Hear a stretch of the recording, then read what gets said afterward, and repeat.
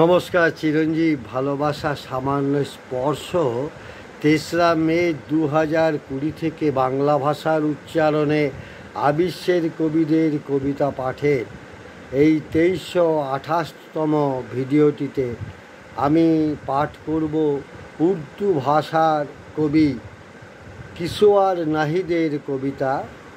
কবির জন্ম পাকিস্তানে ১৯৪০ খ্রিস্টাব্দে। নারীবাদী উর্দু কবি লেখক। কুপমণ্ডুকতা ও অতিরক্ষণশীলতার বিরুদ্ধে উচ্চকিত ও অনাপোস, এ কারণ নিগ্রহের শিকার হয়েছেন তিনি। কবির অনেকগুলি কাব্যগ্রন্থ আছে।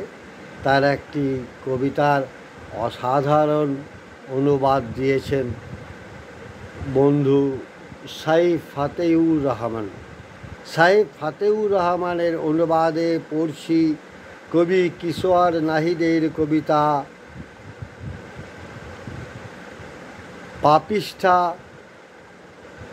সেই নারী আমরা। কবি কিশোর নাহিদ।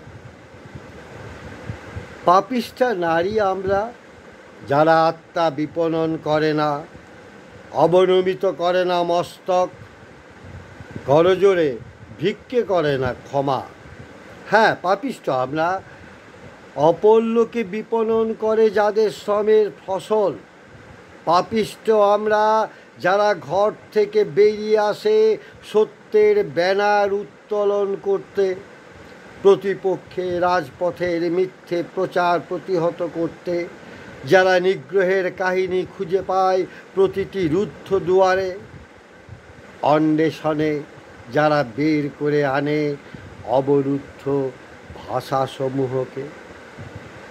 পাপিষ্ঠা নারী আমরা, নিকষ আঁধারে যদি আচ্ছন্ন হয়ে যায় আমাদের পথ, তথাপি নিমীলিত হবে না আমাদের আখি। পাপিষ্ঠা নারী আমরা, আমরা যারা আত্মা বিক্রি করি না, যারা মাথা নত করি না, যারা কারো কাছে হাত জোর করে ক্ষমা প্রার্থনা করি না। বললাম কবি কিশোর নাহিদের কবিতা।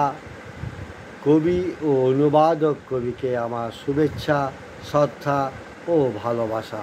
কবিদের জয় হোক।